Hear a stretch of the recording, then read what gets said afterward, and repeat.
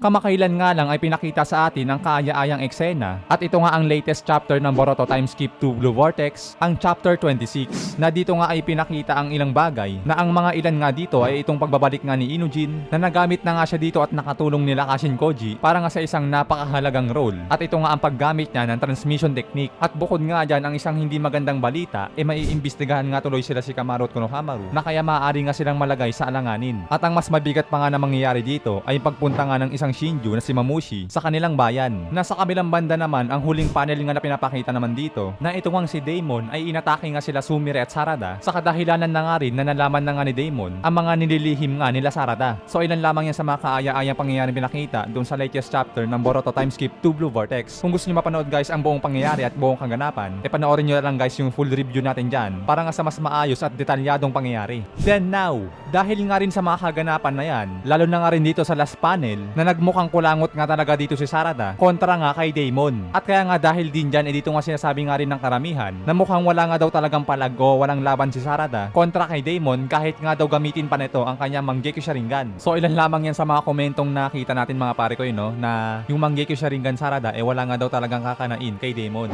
Which is disagree ako mga pare ko no. Well siguro kanya-kanya naman tayong opinion. Pero heto guys, para sa akin no, makakatindig o makakapalag naman si Sarada gamit ang kanyang Mangekyou Sharingan kontra kay Daemon. Heto mga pare ko, makinig kayo. Dahil nga may mga basis ulit tayo dito or mga pagbabasihan na kung bakit nga maaaring mangyari ang bagay na yun. So heto mga pare ko, tulad nga lang din sa sinabi natin sa latest chapter dun sa last panel na ito nga si Daemon ay malamang na nakaramdam nga rin ng kaba nang gamitin nga ni Sarada ang kanyang Mangekyou Sharingan. Lods, paano yun? Teka muna, papaano mo naman nasabi na nakaramdam nga ng kaba o nabahala si Daemon samantalang siya naman ang umatake kay Sarada? So ganito lang mga pare ko no, unang-una alam din naman natin na may ideya na nga si Daemon kung ano nga yung ability o yung kayang gawin na Mangekyou Sharingan ni Sarada, di ba? Which is nakukuha nga niya ang impormasyon na yon sa pamamagitan nga ni Ada na nagagawa ngang panoorin yung mga kaganapan o mga pangyayari sa iba't ibang lugar. Na nakita na nga rin kasi ni Ada na kung ano nga ba yung ability ng Mangekyou Sharingan ni Sarada na ito ngayon naging laban niya doon kay Ryu. So ngayon mga pare koy, pagdating naman kay Daemon na dahil nga alam na nga rin niya ang kayang gawin ng Mangekyou ni Sarada, syempre guys, basically hindi nga siya pwedeng magpakumpiyansa sa anumang kayang gawin nito sa kanya. Kasi para saan pa mga pare no, tignan nyo, para saan pa at inunahan niya si Sarada na bago pa nga daw ito makapag-cast ng kanyang ability, wala na nga rin daw kwenta ito kung mamamatay na nga daw ngayon mismo si Sarada. So yun mga pare ko no, ibig sabihin lang din, kung naunahan nga talaga siya ni Sarada at kung na-delay nga lang talaga ng konti si Daemon, possible nga rin talaga na sila ang bumaliktad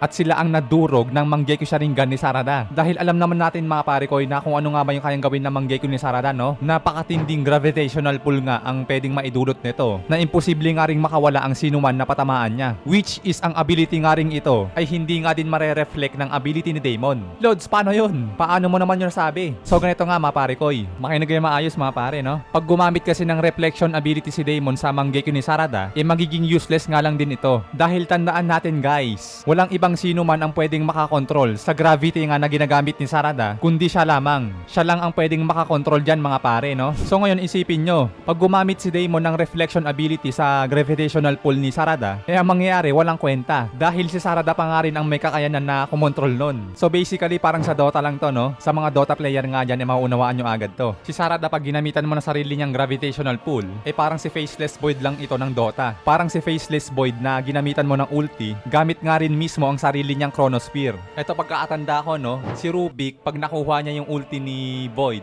tapos yung ulti na yon na Chronosphere ni Void, which is ang makulong nga sa loob na yan, mapapahinto nga rin ng oras. Anumang paggalaw, anumang pag-atake, hihinto lahat mga pare ko no. Pero pag si Faceless Void nga nasa loob nan, alam naman natin na hindi nga ito gumagana sa kanya dahil nga sarili niya itong special skill. So kahit gamitin mo sa kanya yung Chronosphere, hindi nga rin siya apektado ng paghinto ng oras kasi nga siya nga rin ang nakakakontrol ng oras sa loob nito, sa loob ng Chronosphere na to. So ngayon anong ibig sabihin mga pare koy? Ang ibig sabihin lang is parang ganun nga lang din. Parehas nilang special ability yon at kaya sila nga rin ang naghahari or nakakakontrol sa ability na to. Na kaya bakit mo gagamitin sa isang karakter ang isang napakatinding abilidad na sila nga lang din na nakakagawa. So nagigets o naiintindihan nyo naman na siguro mga pare ko no, magiging useless nga talaga yung reflection ability ni Daemon sa abilidad na Mangekyou Sharingan ni Sarada. Kokontrolin ni Sarada ang gravity para higupin ka o dalhin ka sa isang parang Black Spear, tapos ang gagawin mo papabanda o ire-reflect sa kanya. So useless, di ba? Walang kwenta. Kasi nga siya nga lang din ang kokontrol doon. Magawa mo man na ipabalik ito sa kanya, kokontrolin niya lang uli ito. Siya ang superior dyan mga pare koy. Kaya nga tinatawag na Goddess of the Sun. Daemon, Diyosa ng araw.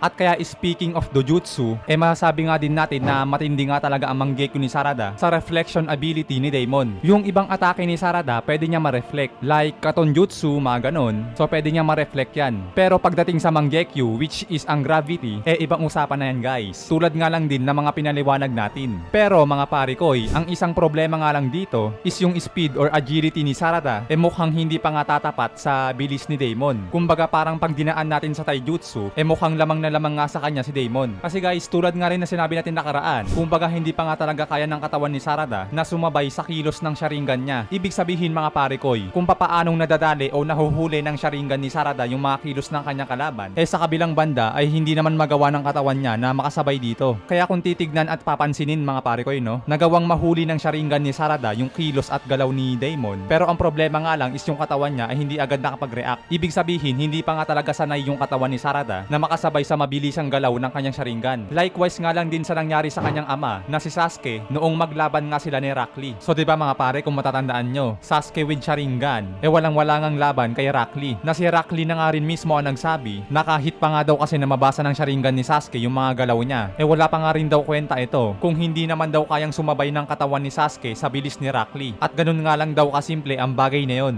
Kahit mabasa ng Sharingan mo ang mga galaw ko, walang sapat na bilis ang katawan mo para sabayan ang bilis ng taijutsu ko.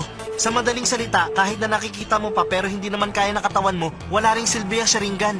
So ngayon mga pare koy, naiintindihan nyo naman siguro ang ibig sabihin natin dito sa naging case ni Sarada kay Daemon. Na kahit mahuli pa o makita nga ni Sarada yung mga galaw ni Daemon, kung hindi pa nga talaga kaya ng katawan ni Sarada na makasabay sa bilis ng kanyang kalaban, siguradong mahihirapan pa nga rin talaga si Sarada dito. Na kaya ganun na nga lang siya kadali nahuli dito ni Daemon. Unlike nga dito kay Madara, Shisui at Itachi, so dahil nga veteran na tong mga to, syempre guys, kayang-kaya nga na lang gamitin yung Sharingan nila. Nakaalinsabay nga ng kanilang katawan sa mga harapang bakbakan. Even though na sila nga ay mga bata pa. Na syempre, pagdating naman kay Sarada, di ko alam no, baka tinamad na mag-training para masanay nga o matraining nga din yung katawan niya na bumilis pa. At lumapat nga din ito sa bilis ng kanyang Sharingan. 3 taon kasi ang lumipas mga pare, no? So sana naman na hindi lang ability na Mangekyo Sharingan niya ang na-discover niya o na-develop. But anyway mga pare ko no, siguro bigyan pa natin ng konting panahon si Sarada, mga ilang salang pa sa mga bakbakan, at kapag lumalago na ang kanyang karanasan, paniguradong masabi na nga rin natin na mas lalong magiging hataw type na ninja itong si Sarada. But for now, I guess kulang nga rin talaga sa training si Sarada para mas mai-combine pa yung kanyang katawan para mabilis makapag-react gamit nga ang kanyang Sharingan. Unlike nga rin kasi kay Boruto na madalas ito nagsasanay, at kaya pagbalik nga nito na bukod nga sa Hiraishin, masasabi nga rin talaga natin na napakabilis na nga rin talaga gumalaw ng katawan ni Boruto. So yun nga guys ang ating talakayan for today's video, patungkol nga din dito na kung bakit nga maaaring makapalag si Sarada kay Daemon gamit nga nito ang kanyang Mangekyo Sharingan at ang ability nga nito na gravity, which is nonsense na ma-reflect ito ng ability ni Daemon, Goddess of the Sun mga pare koy. Hanggang dito guys, maraming salamat sa inyong panonood. Keep safe palagi. Anime Tagalog Talakayan nagpapaalam.